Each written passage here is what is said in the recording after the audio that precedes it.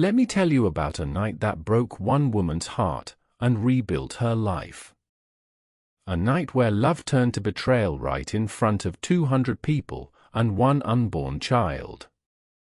It happened inside a ballroom glowing with chandeliers, laughter, and lies. And standing in the center of it all was Isabella Johnson, 7 months pregnant, dressed in emerald green, trying to smile while her world quietly fell apart. She thought she was attending another of her husband's charity galas. But that night, he had a different show planned. Before we dive in, take a second.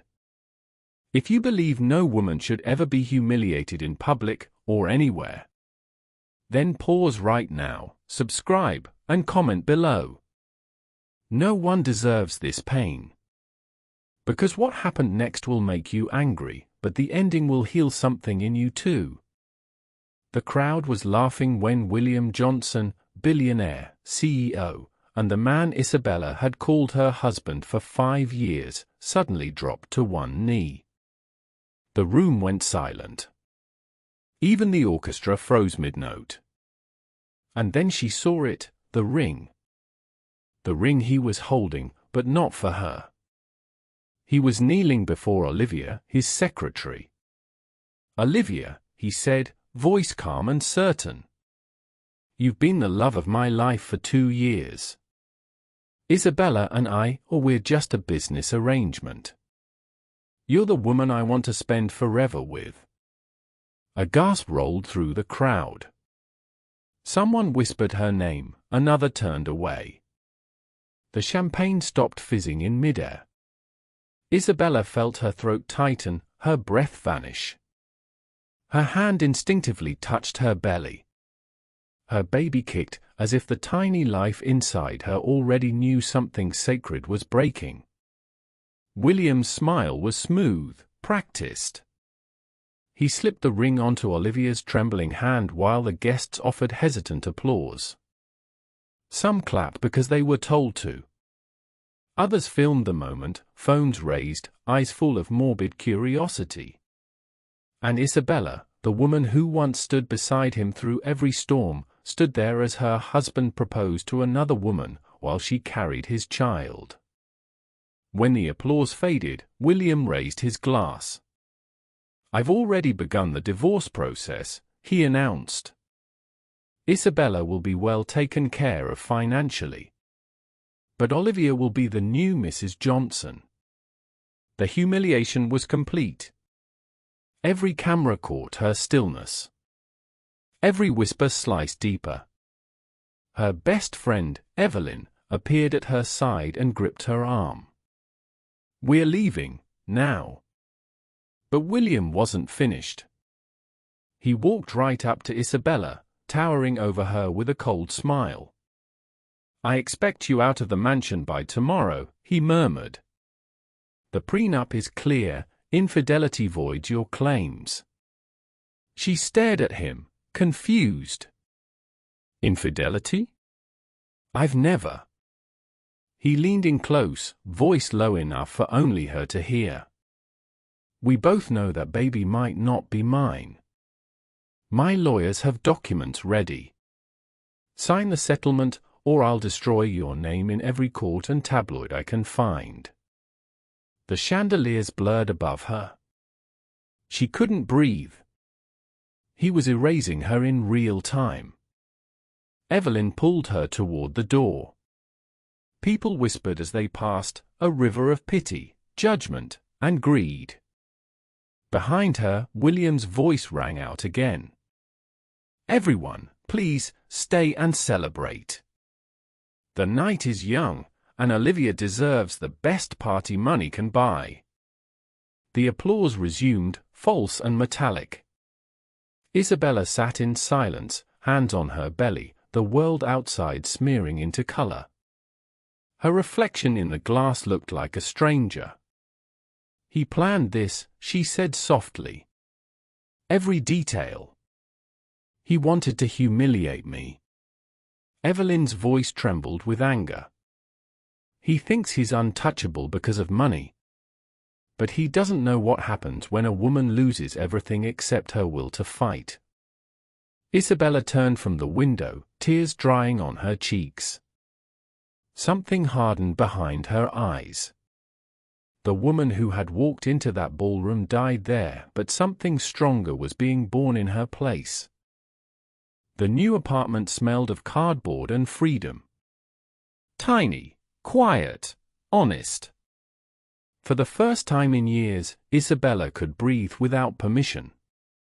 The divorce was final. William's lawyers had fabricated evidence, threatened tabloids, and stripped her settlement down to pennies, but she accepted it. Not because she was weak, but because she was done living in his war. "He thinks he's punishing me," she told Evelyn as they unpacked dishes. "But he's given me a gift. My child will never have to live under his cruelty." Evelyn nodded. "You helped build that empire, Isabella. Don't forget that." Isabella smiled faintly. "Then maybe it's time I build something of my own." That night, when Lily kicked softly beneath her ribs, Isabella opened her old laptop. She stared at the blinking cursor until dawn. If she couldn't work for his company, she'd use what she knew to create something new. She began writing about the hidden world of corporate manipulation, truth disguised as story. By sunrise, she had written the first chapter of a book she'd call The Glass Boardroom. And for the first time since that night, she felt alive. 2 weeks later, in a small hospital room, Isabella screamed through labor. The pain was unimaginable, yet when it ended, everything made sense. A soft cry filled the air. Tiny fingers wrapped around hers. She named her daughter Lily. "You'll never be small," she whispered through tears. "You'll never have to beg to be loved."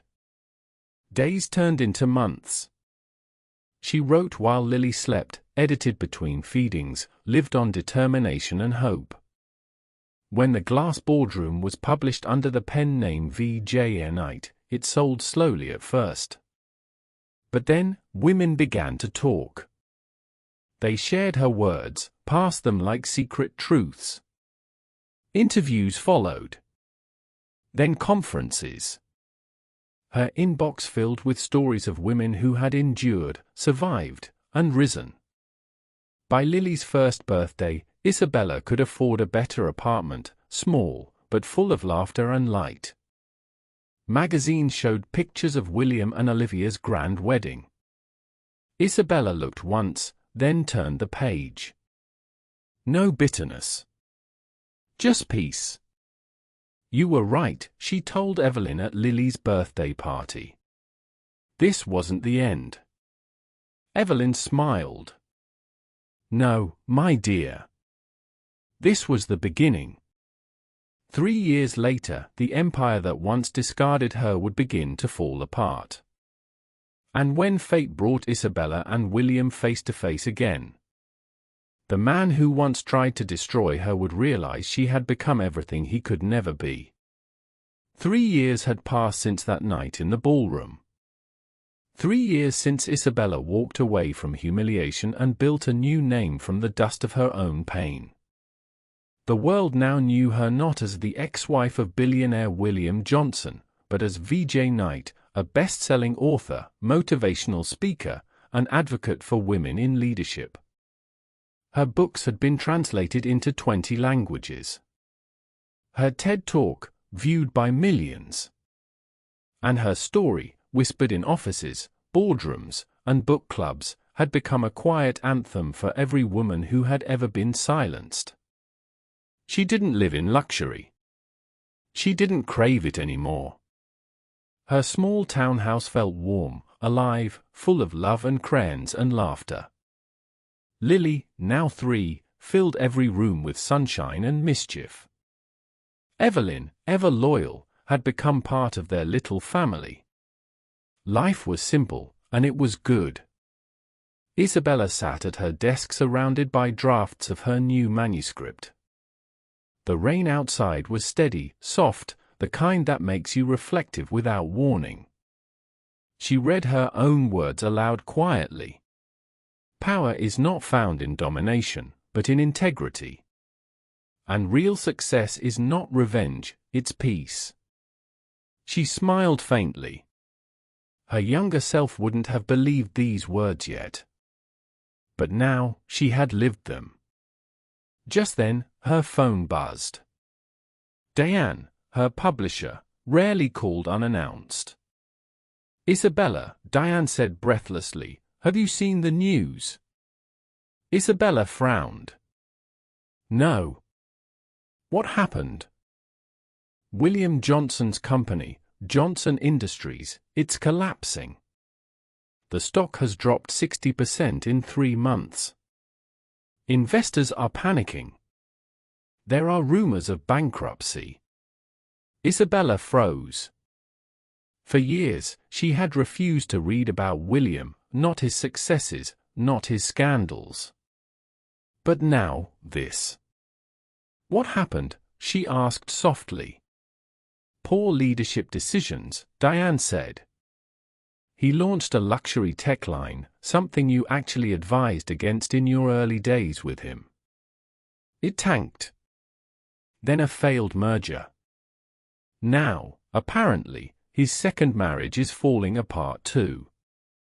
Isabella stared at the rain-streaked glass. The reflection staring back wasn't triumphant. It was calm.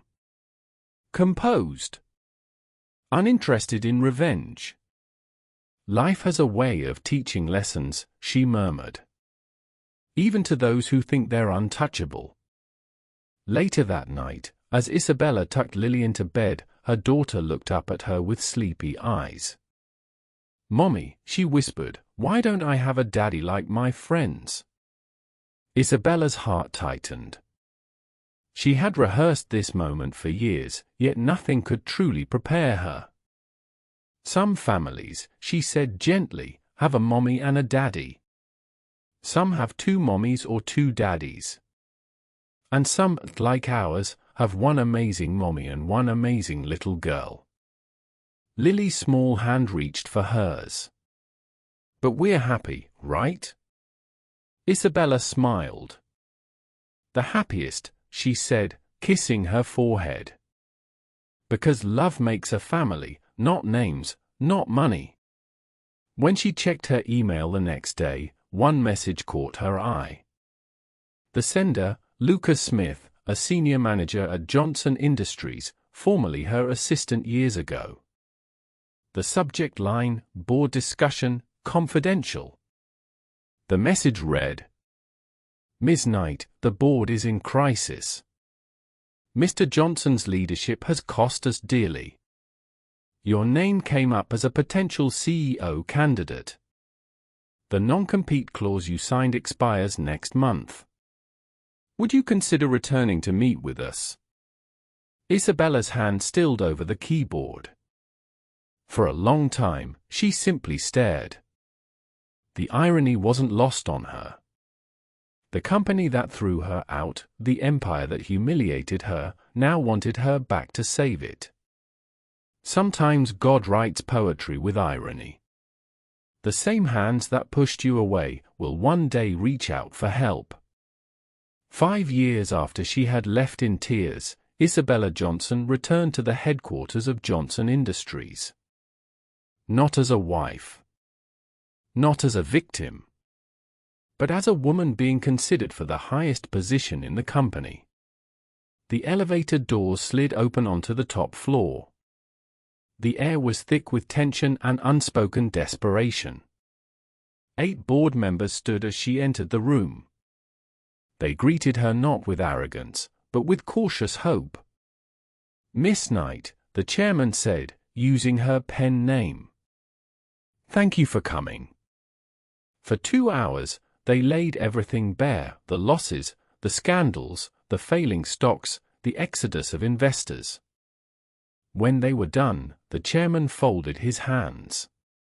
We made mistakes, he admitted quietly. Letting you go was one of them. We're asking you to come back as CEO. Isabella took a breath. And William? She asked. The room shifted uncomfortably. Mr. Johnson will step aside to an honorary role. His marriage has ended. He isn't the man he once was. She nodded slowly. I'll think about it.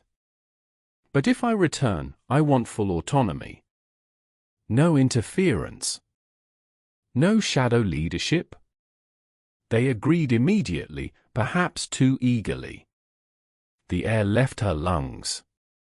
Standing before her was William. 5 years older. But the years hadn't been kind. His once sharp eyes were dull, his posture slouched. He looked human. Isabella, he said softly. They told me you were meeting the board. Yes, she said, keeping her tone even. An awkward silence lingered. Could we talk privately? He asked. For reasons she couldn't fully explain, she nodded. The office once glittered with art, awards, and ego.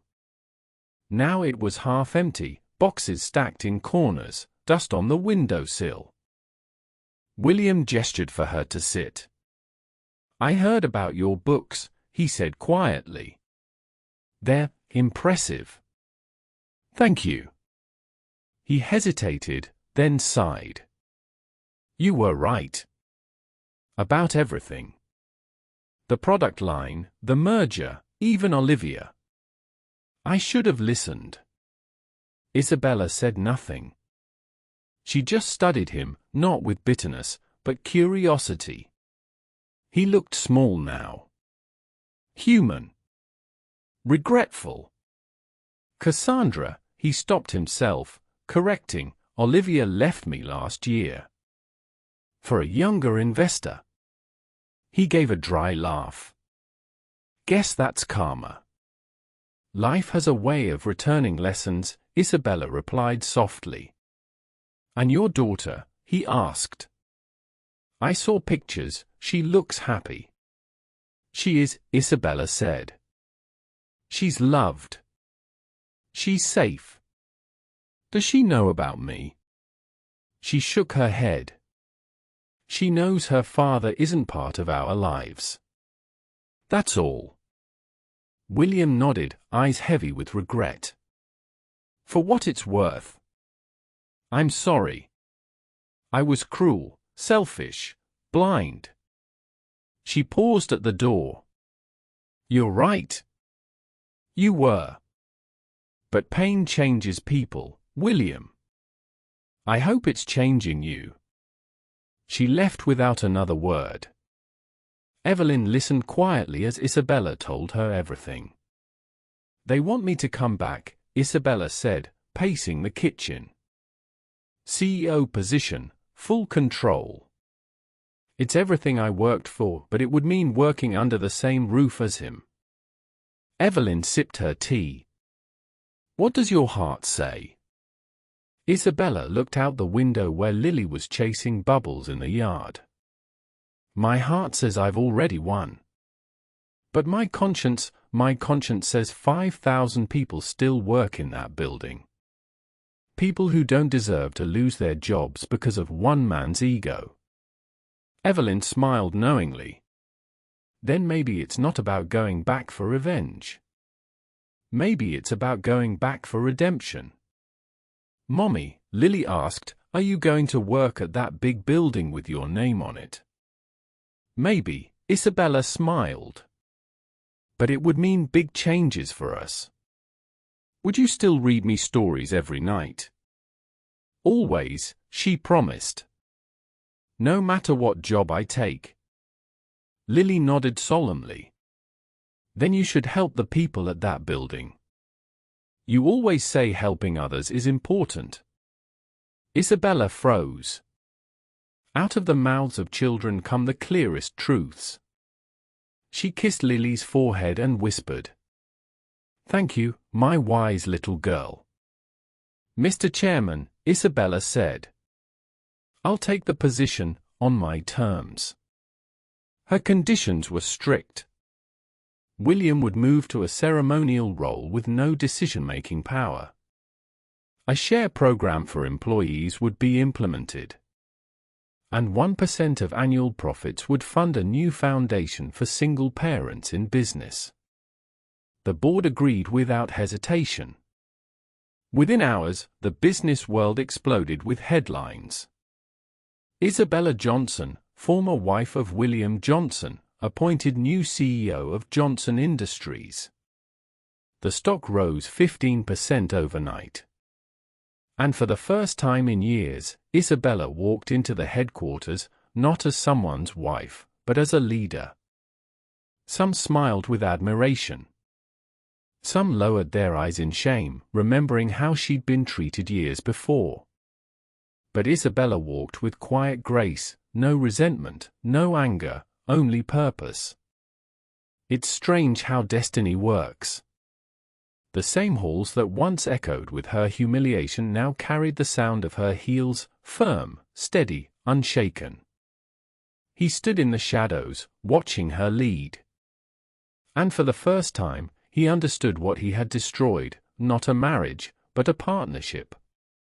Not a woman, but a force. And so the tables turned. But what Isabella would build next, for herself, for her daughter, and for thousands of others, would become something greater than power. It would become legacy. When Isabella Johnson walked back into the company that once destroyed her, she didn't return for revenge. She returned for something bigger, redemption. Not just for herself, but for everyone still living under the shadow of a man's ego. She moved into the CEO's office quietly, without ceremony. No grand speeches. No fireworks. Just purpose. And from that moment, everything began to change. The boardroom was filled with anxious faces. People who had survived years of chaos, unsure what kind of leader she would be. Isabella smiled warmly. Her tone was calm, steady, confident. "You already know my story," she began.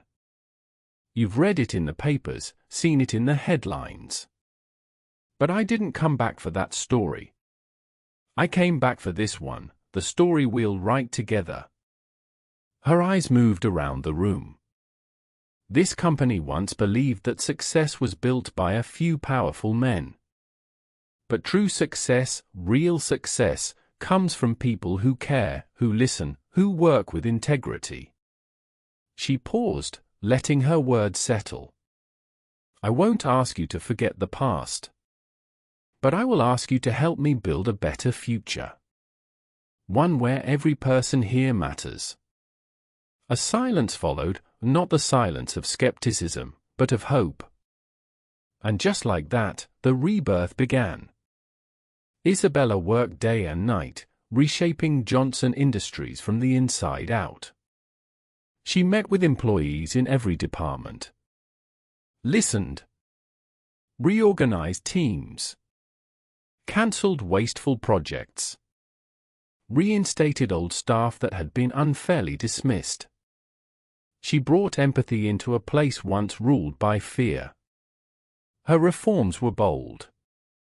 A new profit-sharing plan gave employees real ownership. The New Beginnings Foundation, her idea to support single parents in business, launched with immediate impact. Within months, the company's numbers began to climb again. Confidence returned. Investors came back. The same media that once called her the disgraced wife now hailed her as the woman who rebuilt a fallen empire. William still held an advisory title. But his power was gone, replaced by reflection. He watched from a distance as Isabella thrived, and for the first time, he didn't feel envy. He felt peace. One afternoon, he knocked on her office door. She looked up from her laptop. "William." He smiled faintly. I wanted to say congratulations. You've done more in 1 year than I did in 5. It wasn't just me, she said. The people here, they just needed someone to believe in them. He nodded, then hesitated. The board approved my reassignment to Europe. I'll be heading the European division next month. That's good, she said softly. A fresh start suits you. He exhaled deeply. Before I go? I wanted to ask, would it be possible for me to meet Lily someday? Not as her father, just as someone she can know when she's ready. Isabella studied him for a long moment. He looked older, humbled, stripped of the arrogance that once defined him. When she's old enough to decide for herself, she said gently, I won't stand in her way. He nodded slowly. That's more than I deserve. Thank you. As he turned to leave, Isabella added quietly. You're right about that night, William. You were cruel. But I needed it to become who I am now. He paused, eyes glistening. And who are you now? She smiled. Free. It was the same ballroom where her humiliation had taken place 6 years earlier. But tonight, it wasn't filled with gossip and cruelty. It was filled with celebration. Banners hung across the hall. Johnson Industries' annual gala, a new era begins. 300 employees and their families filled the room, laughter, warmth, music. The chandeliers sparkled like stars. And at the center of it all stood Isabella, radiant, graceful, and strong. No longer a wounded woman, but a leader, a mother, a symbol.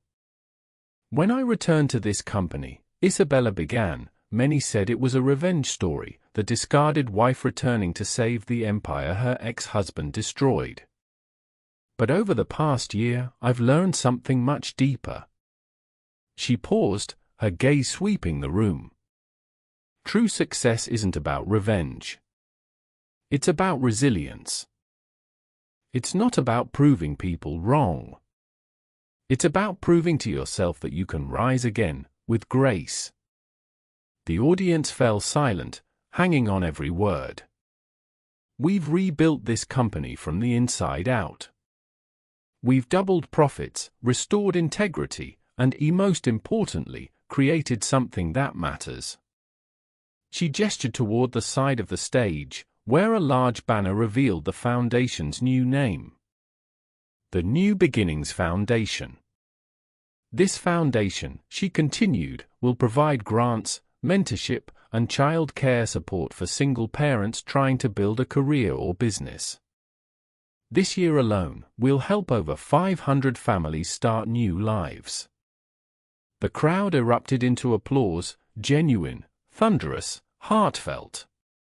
From her seat in the front row, Evelyn wiped a tear. Beside her, Lily, now 6, clapped joyfully, her little face glowing with pride. At the edge of the crowd stood William. He applauded quietly, not out of guilt or obligation, but respect. For once, both of them understood something profound. The past could stay where it belonged. William approached Isabella as the guests dispersed. You've built something beautiful, he said softly. We built it, she corrected. Once upon a time. But rebuilding it, that took more than one person. It took faith. He smiled faintly. I hope you keep that faith. The world needs leaders like you. She nodded. And the world needs people who learn from their mistakes. They shared a quiet, wordless understanding, the kind that doesn't erase history, but honors its lessons. Then William turned and walked away. And Isabella let him go, this time without pain. Later that evening, Isabella sat on her porch swing, Lily curled against her side.